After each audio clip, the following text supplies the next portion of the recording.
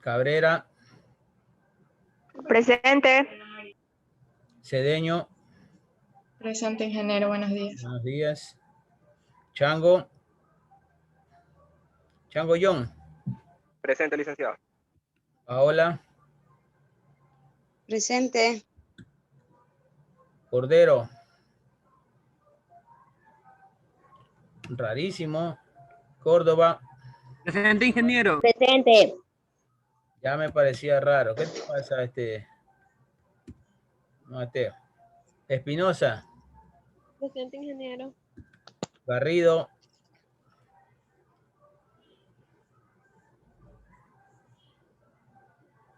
Garrido. Gómez. González. Presente, Gómez. Presente. Jurado. Presente, ingeniero. Liberio. Presente. Macías. Presente. Mejía. Buen día, presente. Quiñones.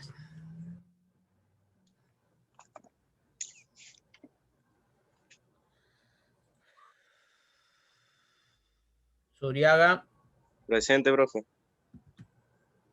Belis. ¿Cuál Belis, profe? Mauricio. Presente. Ángel Belis. Presente. Reyes. Presente, buenos días. Buen día.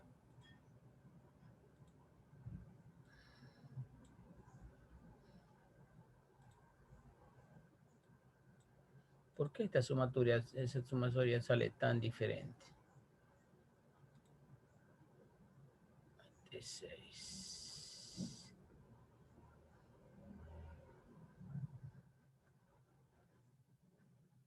Ya, correcto. ¿Hasta dónde? Hasta el 5 de mayo.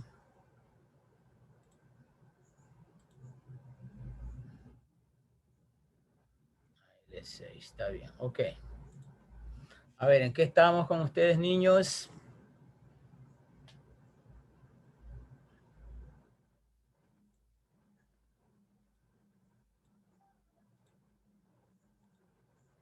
Estábamos ya entrando a funciones lógicas, las cuales nacen de las tablas de verdad que ya vimos.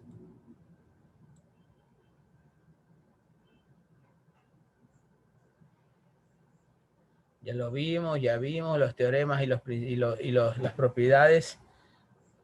Representación de funciones lógicas, aquí debemos estar. Esto lo vamos a avanzar, hay unos videos de ayuda. Hay un repaso de tablas de verdad. Vamos a hablar de suma de productos y productos de sumas. Y aquí ya nace, o es el inicio, el paso inicial de la programación. ¿De dónde y por qué se lo ha hecho en base al sistema binario, al sistema de numeración binario? ¿Ya? Representación de funciones lógicas. Esto ya lo vimos, ¿no?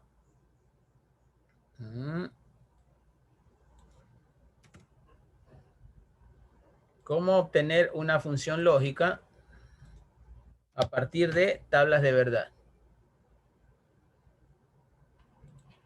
Acá vamos a ver cómo obtener una función lógica a partir de una tabla de verdad. En este caso, veremos primero la suma de productos. Tenemos un ejemplo del cual vamos a sacar la función lógica. Para obtener la suma de productos se debe obtener un término para cada uno lógico que aparece en la salida F. ¿Cómo obtener cada uno de esos unos lógicos?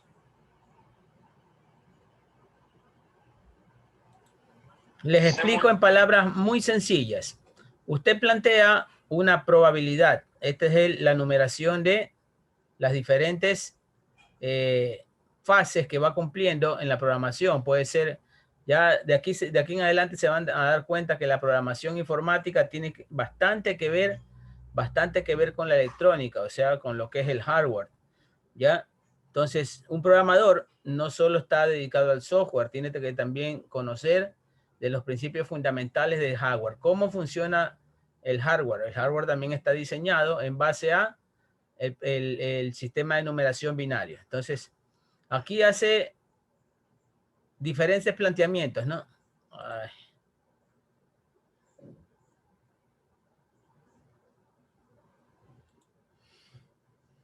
¿Ya? Diferentes planteamientos y usted tiene variables o caminos a seguir, se podría decir.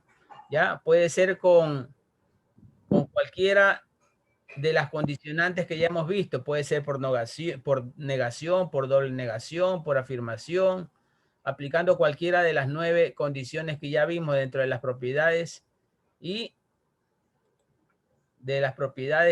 los teoremas. ¿Ya?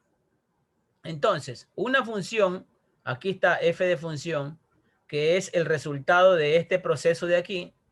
¿Ya? Una función, la función nos va a decir si el resultado es verdadero o falso. Entonces ya nosotros hemos definido con anterioridad qué significa el 1 y qué significa un 0.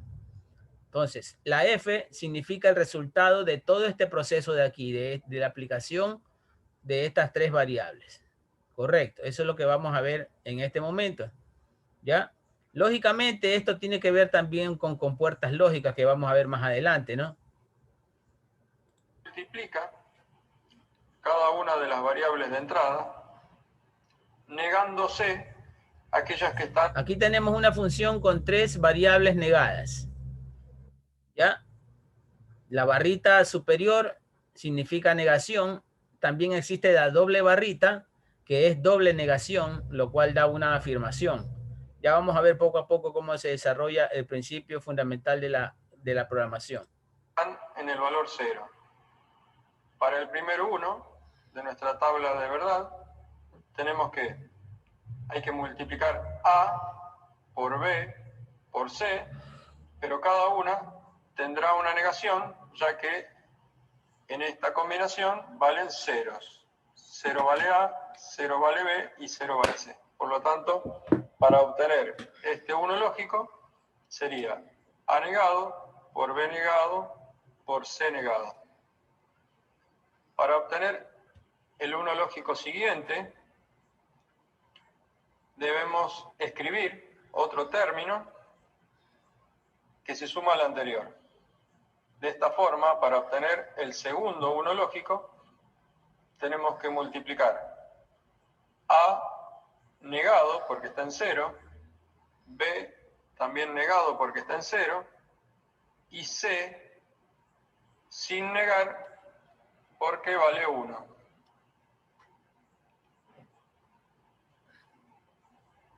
Para obtener el 1 lógico que está en la combinación número 6, tenemos que multiplicar A por B por C negado, porque C tiene un valor de 0. Para obtener el último término, tenemos que multiplicar A por B por C. Ninguno lleva negación porque todos valen 1. Entonces, ¿qué está haciendo? ¿Qué sumatoria está haciendo aquí? Está haciendo la sumatoria de la probabilidad 1 más la probabilidad 2 más la probabilidad 6 más la probabilidad 7. Esos valores los está sumando aquí y vamos a ver el resultado final de la función de esas opciones o de esas probabilidades. Más simple de obtener la función lógica de salida, pero tiene el inconveniente de que la función queda en la mayoría de las veces demasiado larga. Todo depende de la cantidad de unos lógicos que tenga la salida F.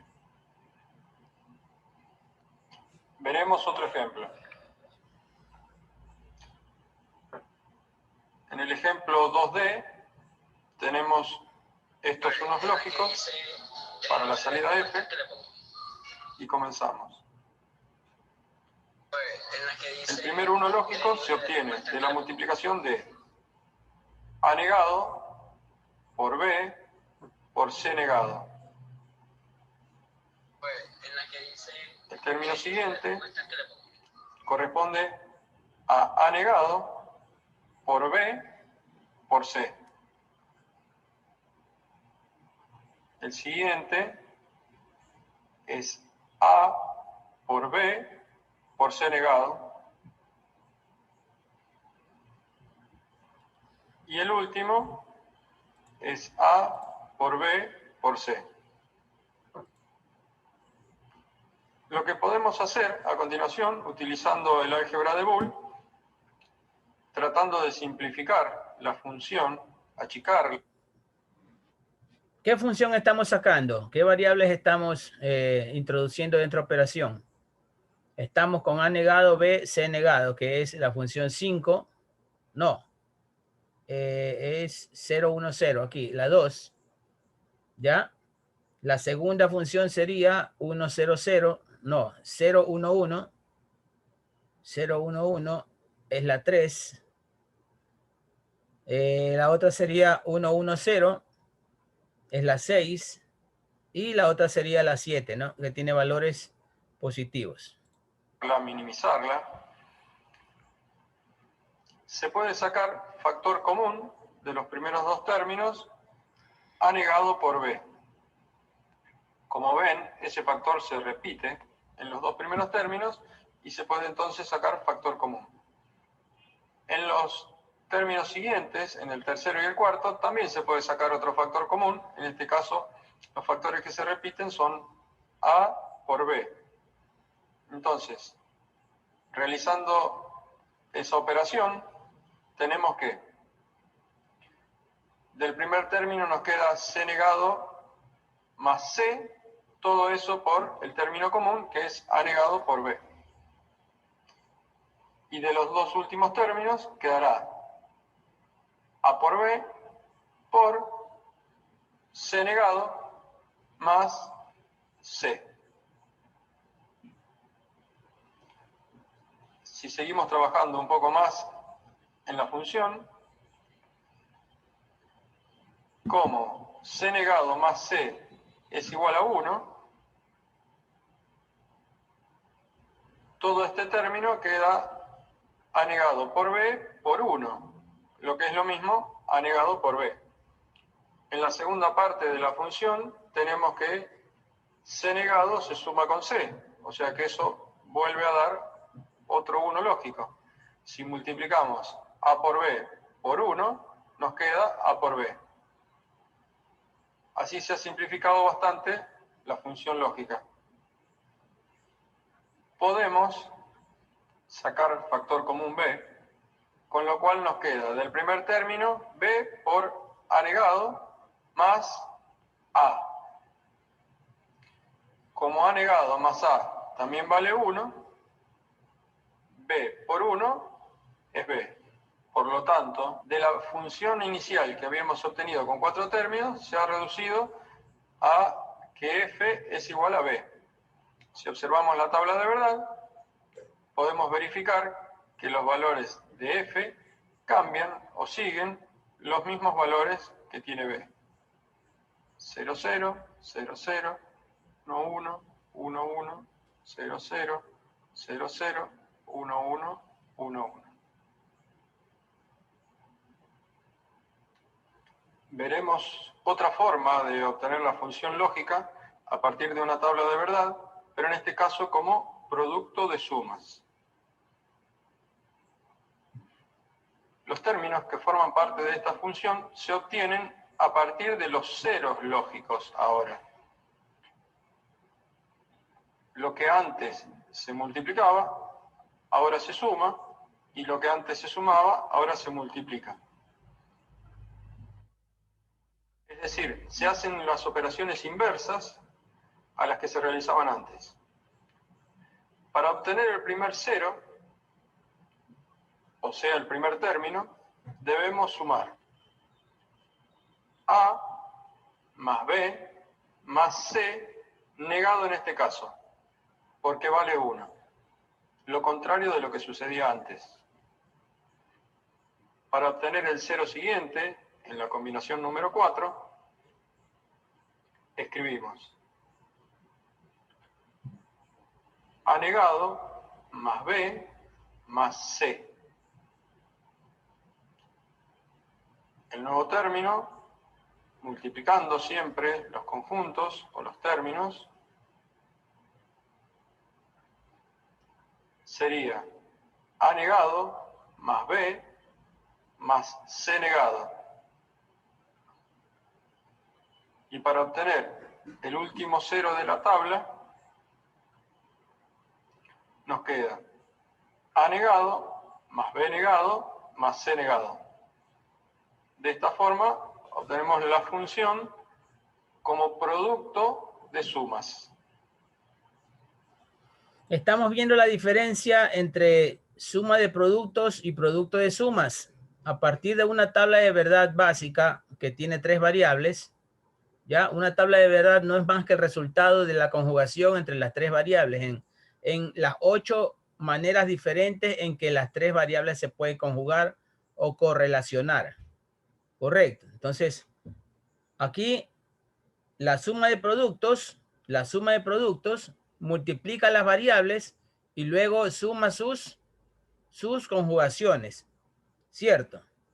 Si se dan cuenta, aquí tenemos multiplicaciones de A por B por C, A por B por C y un signo más entre cada una de las combinaciones. Por eso se le dice suma de productos.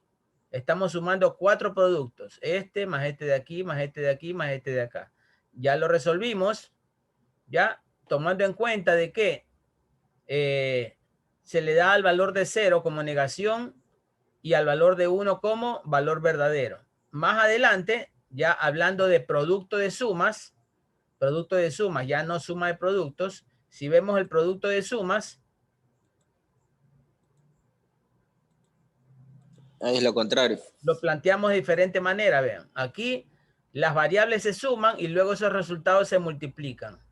Por eso se le dice producto de sumas de las variables entre sí. Productos, estos puntos son productos, ¿no? Si lo vemos más atrás, esto es suma de productos. Si la ven, este signo más es suma de estos productos de aquí, de las 3 variables correlacionantes. Ahora estamos hablando de producto de sumas. Si lo ven ustedes, estamos multiplicando las conjugaciones entre las 3 variables. ¿Ya? Son 2 cosas diferentes. Obtenemos la función como producto de sumas.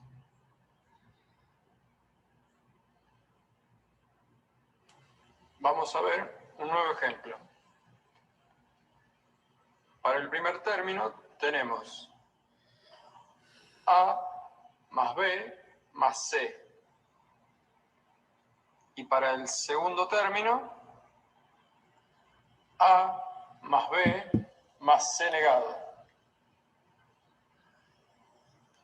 En este ejemplo, como la función f tiene menos ceros lógicos que unos lógicos, conviene sacarla como producto de sumas. Pero se puede seguir trabajando aplicando álgebra de Boole a esta función. En este caso podríamos aplicar distributiva, multiplicando cada una de las variables del primer término por el segundo. Entonces quedaría A por A más A por B más A por C negado más B por A o A por B, que es lo mismo, más B por B más B por C negado más C por A, o lo que es lo mismo A por C, más C por B o B por C, que es lo mismo, más C por C negado. Ahora podemos simplificar la variable que se repite. En este caso, por ejemplo, A por A, solamente escribimos A. Y B por B, solamente colocamos la variable B. Así la función ya va reduciéndose.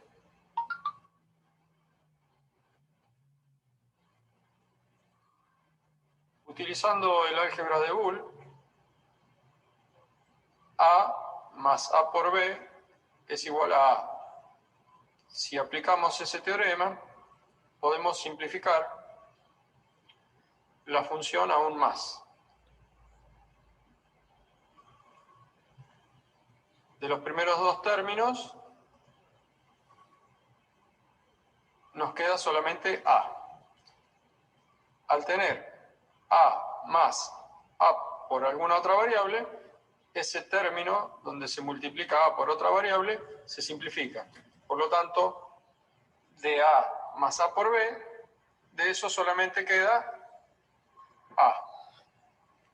A continuación, nos queda A más A por C negado, se simplifica el último término, solamente nos queda A.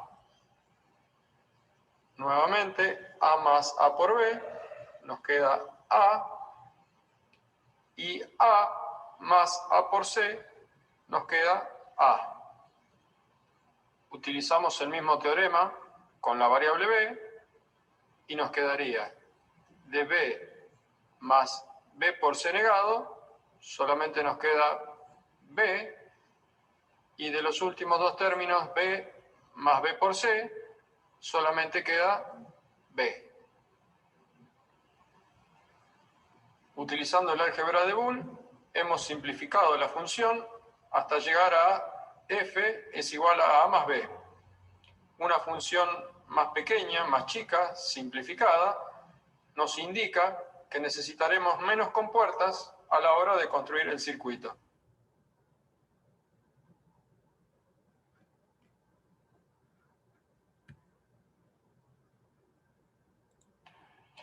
Bien, todos esos teoremas los podemos ver aquí, ¿no? Solo que reemplazando la X por A y la Y por B, pues, ¿no? Lógicamente. Ya son dos maneras diferentes de aplicarlo. Luego, una función lógica puede definirse de dos maneras diferentes.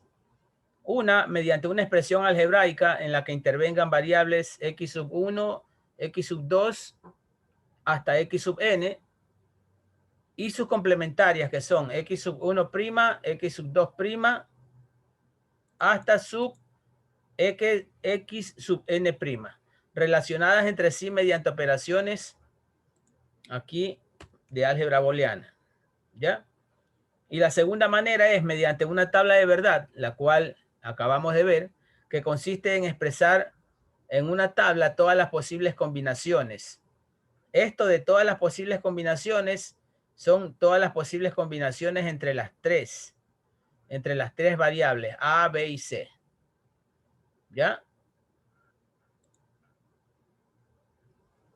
De las variables de entrada, x sub 1, x sub 2, hasta x sub n, asociando un valor a la salida. El número de combinaciones es 2 sub n.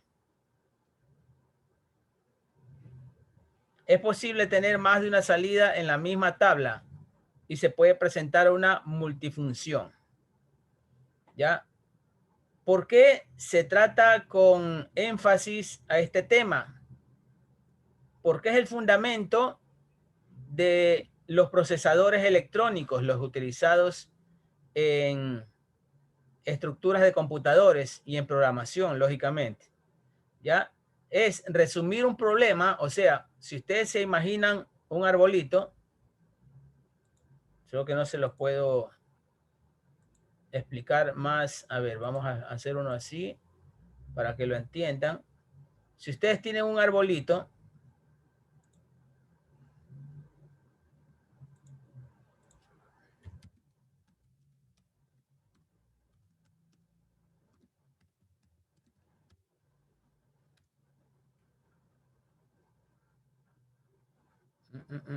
¿cuál me ayuda?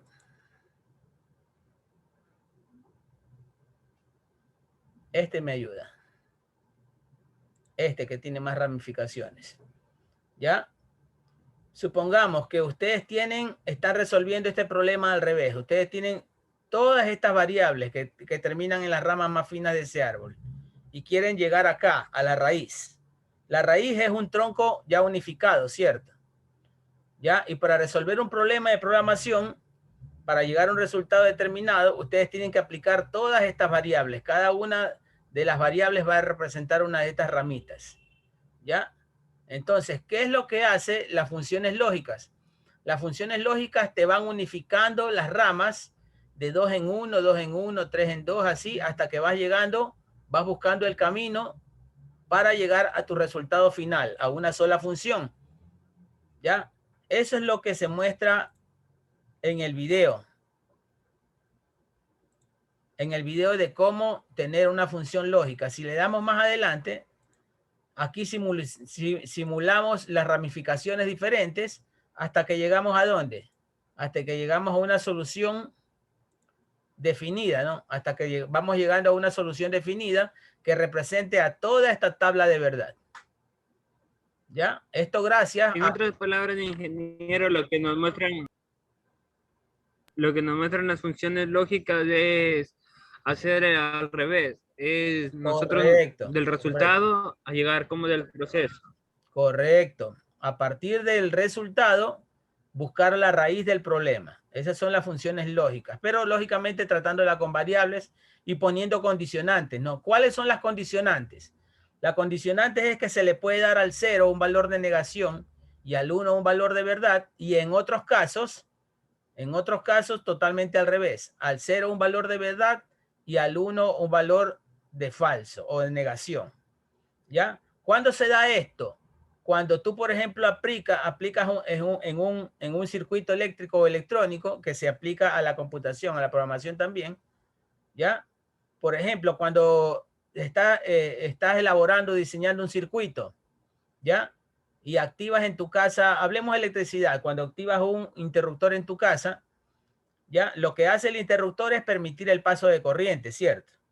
Es permitir el paso de corriente. Entonces, al 0 se le da un valor de negación, o sea, de interrupción, y al 1, si han visto un interruptor se compone de una I y una O, ¿cierto? Si han visto un interruptor normal eléctrico. Sí, profe. ¿Ya? Ahí hay una I y una O. El 0 significa, o la O significa interrupción del circuito o interrupción del paso de corriente, y la I significa paso de corriente. ¿Ya? Pero también se lo puede hacer al revés, y eso existe en informática. Entonces, regresando a la imagen del arbolito, ¿ya? Por ejemplo, para pasar de aquí a acá, tú puedes poner un interruptor en medio. El diseño de un software te puede exigir todas estas condicionantes. Y las funciones, ¿qué es lo que te van a enseñar? A romper o a pasar cada uno de esas barreras mediante interruptores. Tú puedes colocar los interruptores y decir, a ver, el 0 significa que no va a pasar corriente de aquí a acá, o no va a pasar una orden informática, o no va a pasar una señal electrónica, o no va a pasar cualquier cosa, un comando puede ser, ¿ya? Y en otros lados puedes utilizar esas interrupciones al revés. Puedes dar valores de a la I ponerla como negación y a la O ponerla como un paso libre de corriente. ¿Ya? Imagínense entonces que el árbol es un circuito grande, un software que te va a llevar como resultado mediante las funciones lógicas a un resultado final, a un final reducido, pues, ¿no? Correcto. Entonces, eso bajo un lenguaje informático, ¿no? Ahora, existen diferentes lenguajes de programación, lógicamente, pero este es el fundamento. ¿Ya? Las ramificaciones de un circuito es el fundamento fundamental, el fundamento básico para comenzar a programar en el lenguaje más básico. Entonces hablábamos aquí de multifunciones. Introducción al álgebra booleana. Ya vimos cómo se usa el álgebra booleana en funciones.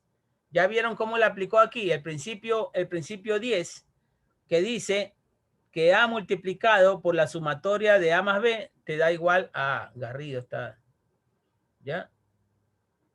Puedes aplicar otro principio que dice que la sumatoria de una misma variable por una segunda variable te da como resultado una primera variable. Y esos fundamentos los ha utilizado para ir reduciendo poco a poco la función hasta su más mínima expresión.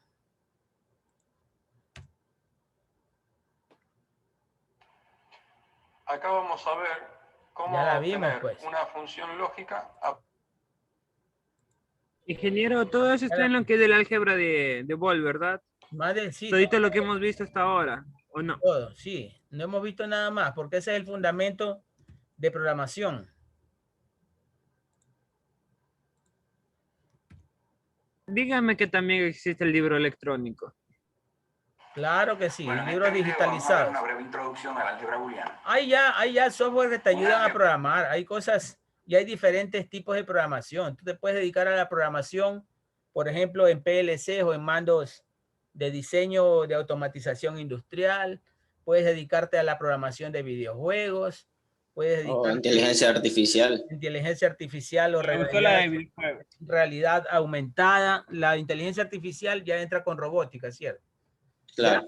Ya tú como programador puedes trabajar, qué sé yo, en Google Maps, actualizando mapas.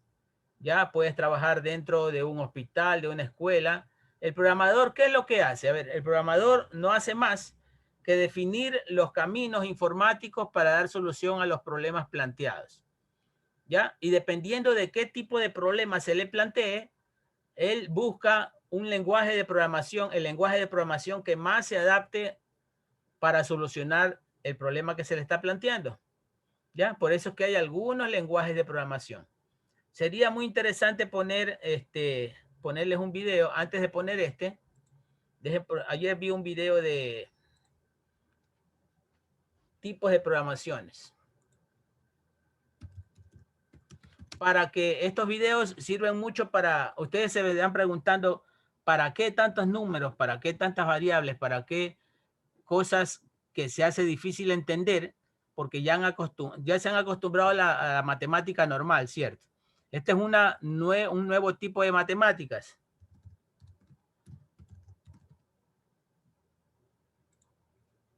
Entonces, tienen como que desaprender para volver a aprender cosas nuevas. Pero tienen tan arraigado el conocimiento, porque lo han visto toda su vida, lógicamente, toda su vida escolar. ¿Ya? Aquí están las áreas de programación. Este es un video muy bueno que les va a responder algunas preguntas de para qué estoy aprendiendo álgebra booleana, para qué aprendo funciones, para qué aprendo tablas de verdad. Este es un profesional ya informático que les puede explicar el resultado final de todos estos conocimientos fundamentales que estamos viendo. Profe, y si copia el link para el grupo, nosotros en WhatsApp. Ya, ok, veámoslo. Ya. Eso es realidad virtual. Mientras que la realidad aumentada significa ver la realidad.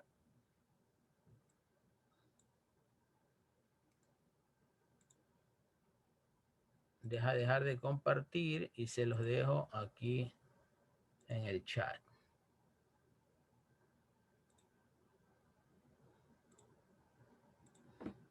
Pero en el chat del grupo de WhatsApp, profe. Ah, bueno, ya. ¿No lo puedes descargar de aquí? Sí.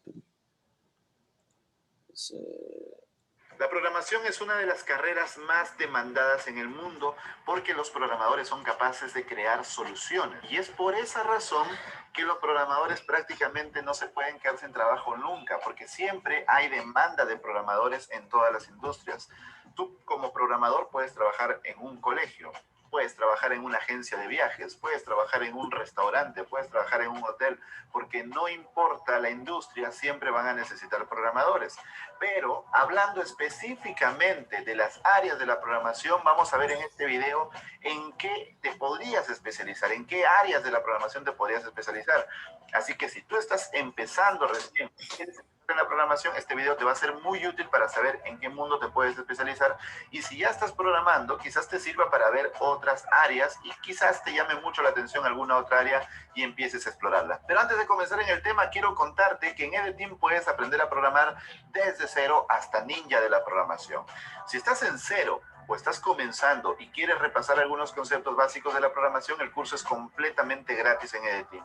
Si ya estás programando y tienes algún conocido, amigo, amiga, familiar que quiere empezar en el mundo de la programación, este es el curso ideal para ti. Entra a ed.team/programación porque es completamente gratis. Después de este curso hay varios cursos de programación más avanzados que te llevan a niveles bastante complejos y también cursos de varios lenguajes en EDTeam. Así que ahí tienes, sin importar a qué rama te quieras dedicar, lo puedes aprender en EDTeam. Ahora sí, vamos al tema de hoy. Comencemos por desarrollo web. Tal vez una de las áreas más utilizadas en el mundo de la programación. ¿Qué cosa es desarrollar web? Pues crear aplicaciones o sitios web. Pero eso es un poco redundante, ¿no? Desarrollo web es crear sitios web. Obvio. Entonces, ¿qué cosa es la web? La web es todo lo que se puede ejecutar en el navegador. ¿Qué cosa es un navegador? Google Chrome, Firefox, Safari, Microsoft Edge, o sea, ese programita por el cual navegas por internet, ese programita que si estás en una computadora lo abriste para ver este video, eso es un navegador. Todo lo que funciona adentro es web. O sea, YouTube es web, sí, YouTube es web, Facebook es web, sí, Twitter es web, todo esto es web. Podemos diferenciar el desarrollo web en dos vertientes, en crear sitios web y en crear aplicaciones web. Los sitios web son simplemente informativos, lo que el mundo normal dice página web, aunque no es el término correcto, pero se entiende, ¿no? Sitios informativos, donde tú puedes ver de qué se trata esta empresa, qué hace, qué servicios brinda, un portafolio, podría tener un formulario de contacto para que tú les escribas, podría tener un blog y ya está. Eso es un sitio web. Mientras que una aplicación web, como su nombre lo dice, es una aplicación, es un software complejo que tiene una lógica más compleja. Por ejemplo, YouTube es una aplicación web, ¿no? Tiene bastante lógica. Tú puedes guardar tus favoritos, tus playlists, comentar, crear tus propios videos y subirlos, transmitir online, transmitir en vivo tus videos, etc. Para sitios web, tú te puedes ir a CMS sencillos como WordPress, por ejemplo, pero si quieres ir al mundo de las aplicaciones web, ya te toca irte a aprender bien JavaScript, que es el lenguaje para web, y de ahí irte, por ejemplo, a React, a Angular o a Vue. Cualquiera de esos tres caminos es válido. Ninguno es mejor que el otro. Más bien es lo que te guste más a ti. Esos tres caminos te van a llevar al mundo del desarrollo web. Ahora bien, el mundo del desarrollo web se podría dividir ya a nivel de programación específica, no del resultado, sino de los programadores. Los podemos dividir en backend y frontend. Los frontend son los que desarrollan del lado del cliente, es decir, lo que ves tú en tu pantalla. Y los backend son los que desarrollan del lado del servidor, es decir, lo que está ya en los servidores que tú no ves, pero a los cuales te conectas cuando entras a una página web. Si quieres más detalles del mundo del backend y frontend, tenemos un video completísimo que te explica las diferencias entre cada uno, que te va a salir por aquí para que vayas corriendo a verlo. La siguiente área es el desarrollo móvil. Significa crear las aplicaciones que tienes en tu teléfono. Cuando tú abres tu teléfono, seguro instalas una aplicación, TikTok, Instagram, Facebook, etcétera, Uber, no sé, las aplicaciones que tengas instaladas. El desarrollo móvil significa crear esas aplicaciones. Obviamente, dependiendo de la complejidad, podrás crear una aplicación sencilla tú solo. Si es más compleja, como un Facebook, como un Uber, como un Netflix, obviamente hay muchísimos programadores trabajando en esa aplicación. Por eso es un poco loco cuando llega un cliente y te dice, quiero que me desarrolles una app igualita a la de Uber. Y uno está como, pero en la app de Uber trabajan miles de programadores, ¿no? ¿Cómo lo vamos a hacer? Pero el detalle es que independientemente de la cantidad, el desarrollo móvil es crear aplicaciones para teléfonos.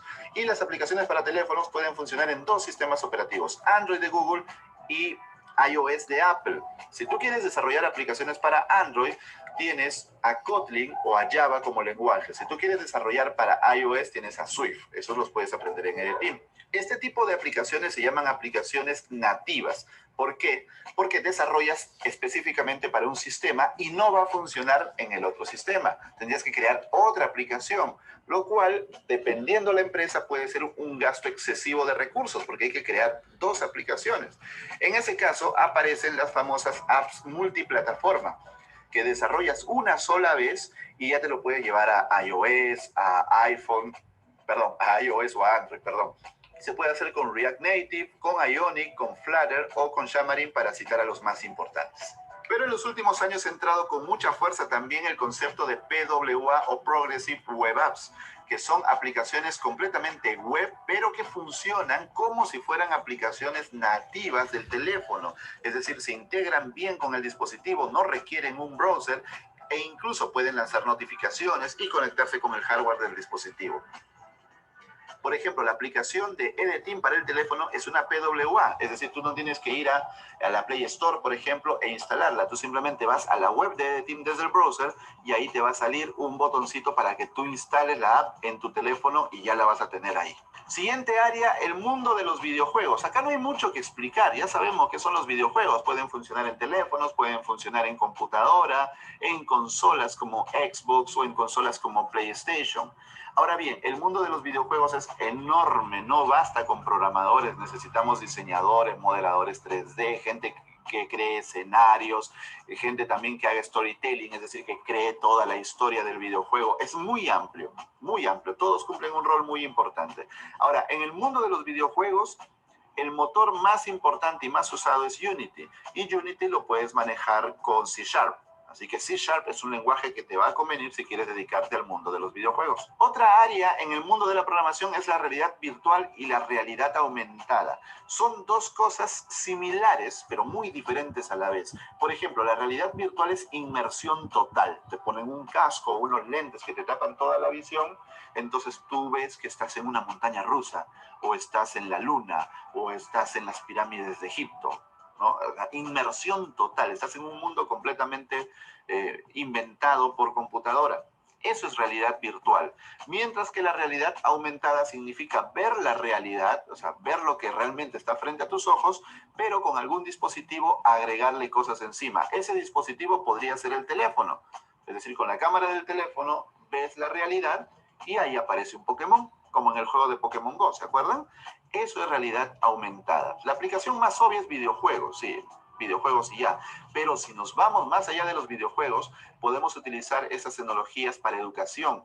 Por ejemplo, podríamos llevar a los estudiantes a un paseo por la luna, a un paseo por las pirámides de Egipto, o a un paseo por una batalla antigua que ellos nunca podrían ver, pero gracias a la tecnología podrían meterse ahí en medio de un momento histórico. ¿Se imaginan las posibilidades? Tremendo. Se puede usar también en marketing, en ventas. Te puedes probar ropa poniendo la cámara y la ropa aparece, te detecta tu cuerpo y aparece encima de tu cuerpo. Entonces tú ves cómo te va a quedar y listo, pides la ropa. También hay aplicaciones para el mundo de la medicina, para el mundo de las fábricas, por ejemplo. Imagínate tener unos lentes de realidad aumentada en los que tú veas, por ejemplo, una maquinaria y los lentes te estén indicando con flechitas o con letras, mira, aquí es tal cosa, ¿no? Como si fuera un tutorial, ¿no? Este botón es para tal cosa, este botón es para tal otra, esto para la otra, mueve esta palanca, que son como un tutorial que está junto con ellos. Es espectacular. Ahora, para trabajar con realidad aumentada, con realidad virtual, lo puedes hacer con varios lenguajes. Empresas como Microsoft, Facebook, Apple, Google están trabajando duro en el tema de la realidad aumentada y la realidad virtual. Tienen sus propios proyectos. Tú puedes trabajarlos con C#, con C, con Java, con JavaScript. Hay varios lenguajes realmente. Es cuestión que tú veas los kits, los SDK que te trae cada sistema. Los siguientes son aplicaciones de escritorio. Estas son aplicaciones que tú instalas directamente en tu sistema operativo de computadora, ya no de teléfono, es decir, de Windows o de Mac OS. Estos sistemas o aplicaciones ya no se usan mucho, pero en las grandes aplicaciones, como vamos a poner un ejemplo, Premiere, Photoshop, toda esa familia de aplicaciones, Office, etcétera. Ahí sí, o sea, hay aplicaciones muy grandes que ya vienen de muchos años atrás que sí tienen desarrollo completamente nativo. ¿Por qué lo digo? Porque, por ejemplo, si tú instalas la aplicación de Netflix en Windows, es una PWA, es web. Si tú instalas la aplicación de Spotify en Windows, es web. Si instalas la aplicación de Twitter en Windows, es web.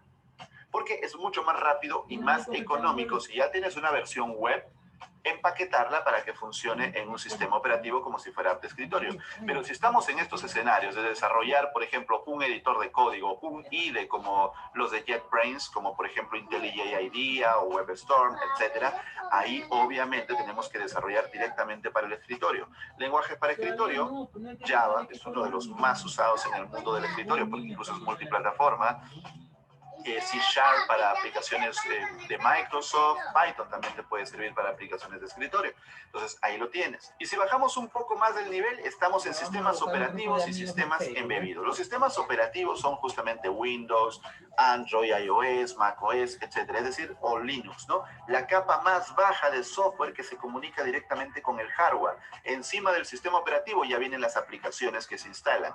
Entonces ya estamos hablando de un nivel bastante bajo del sistema. Ya tendrías que manejar lenguajes como ensamblador, ya tendrías que manejar C, que son lenguajes bastante complejos, pero que se comunican directamente con el sistema.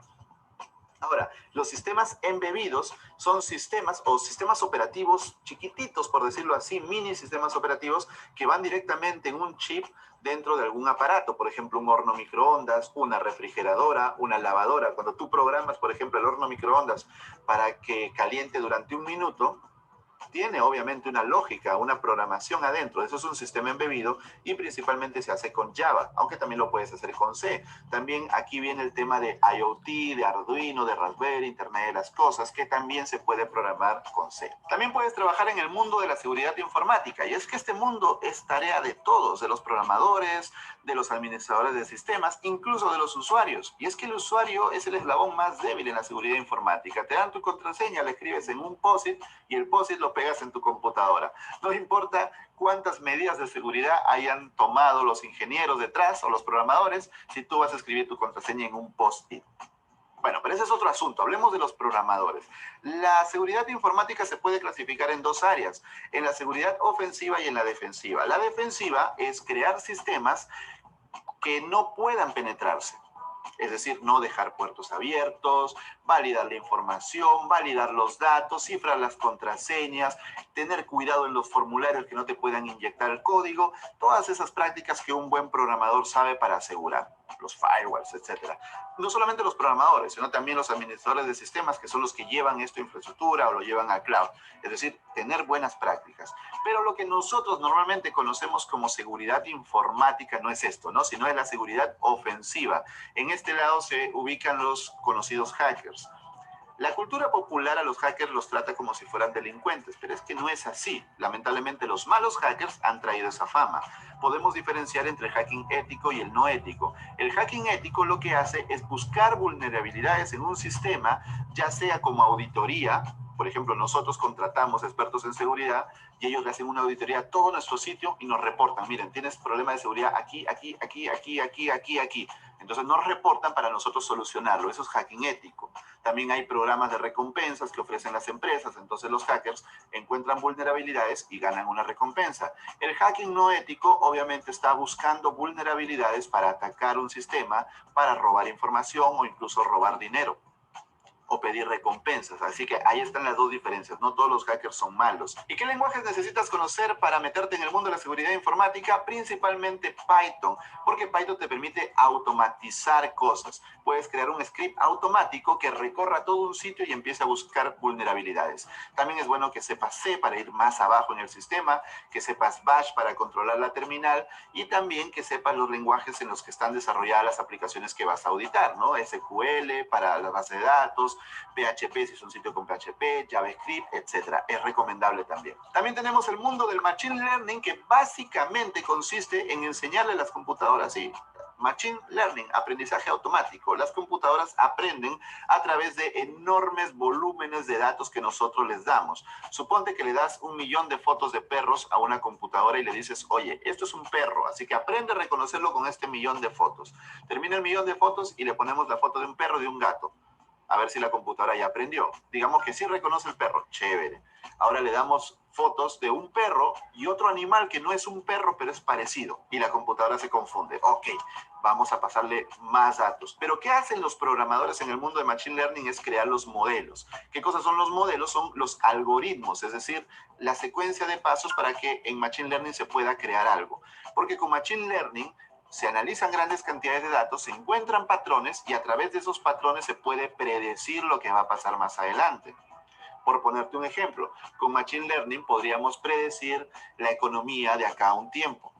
Con Machine Learning podríamos poner en un sistema tipo Netflix las preferencias de los usuarios y lo que los usuarios han visto y cuánto tiempo han visto cada película, y Machine Learning podría estudiar todo eso y recomendarle nuevas películas a los usuarios. Decirle, oye, yo sé que esto te va a interesar porque ya han estudiado esos datos.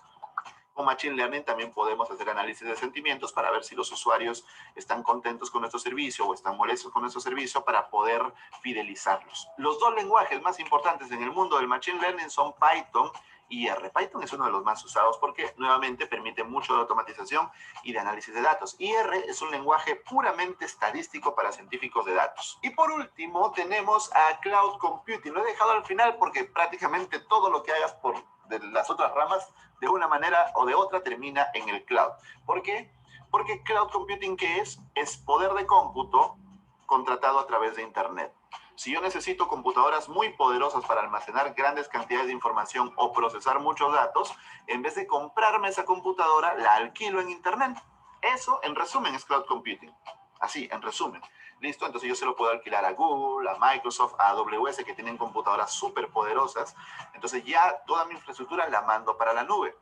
Y por Internet yo me conecto. Entonces, los videojuegos, el Machine Learning, el desarrollo web, todo lo que hemos visto termina de una manera o de otra en nube. Todo lo que podamos desarrollar se puede desarrollar en nube. Todo lo que se desarrolla en el servidor, PHP, Node.js, Python, Ruby, etcétera, Java, también se puede desarrollar en cloud, porque es al final de cuentas un servidor. Pero adicionalmente tenemos 3 modelos de servicios en la nube.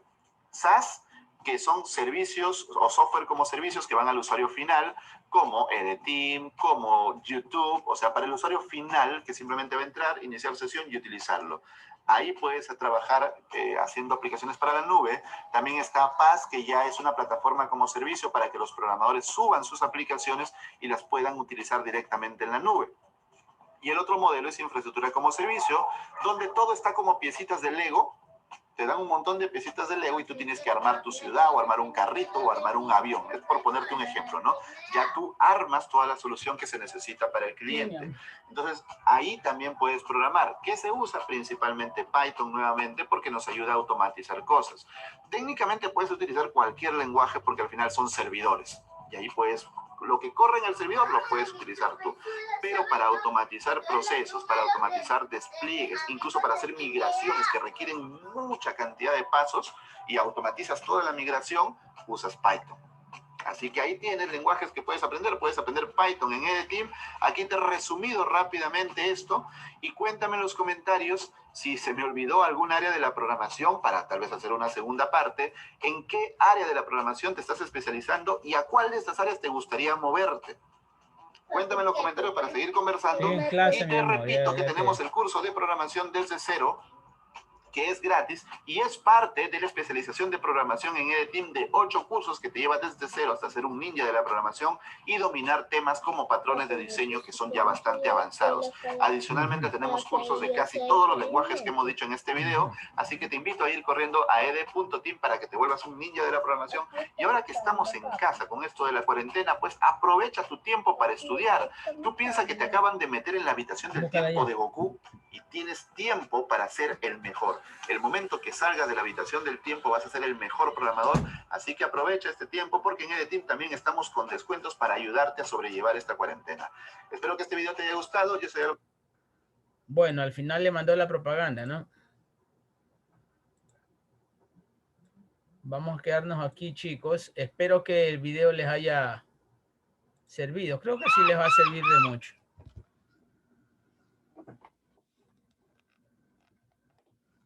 Creo que sí les va a servir de mucho para cogerle gustito a su profesión.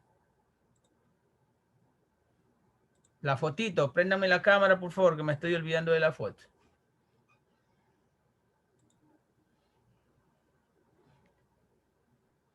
Por lo menos ya saben que nunca les va a faltar trabajo. ¿Sí o no? Eso fue lo mejor. Claro, y tiene toda la razón, pues en todo se necesita. En todo, sí, en todo. En porque todo. en adelante ya, de aquí en unos 10 años nos olvidamos de la pluma y el papel. Nos olvidamos de los combustibles fósiles de aquí a... En Europa, en el 2030, supuestamente ya no van a utilizar combustibles fósiles. Entonces, los autos que se conducen solos, ¿no? Entonces ya eso es mucha vagancia también. Entonces, ¿qué? Entonces también tienes que programar el consumo de la manera en que se van a consumir las energías renovables, ¿cierto? La solar, la eólica, la hidráulica. La foto, por favor, prendan su cámara.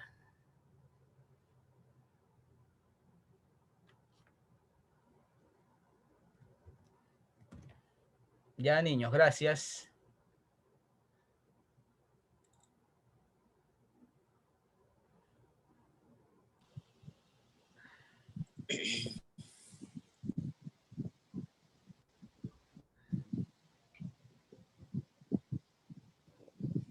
Profesor, Sí, dígame.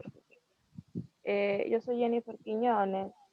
Yo entré eso de las 9:11 porque en aula virtual no me abría. Ya. Entonces tuve que decirle a un compañero que me pasara el link.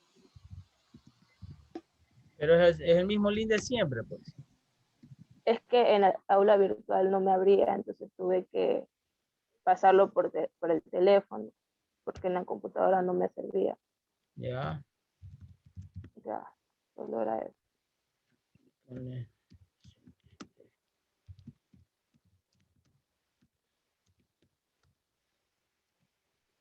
Ok, ya le pongo su asistencia. Gracias, profesor.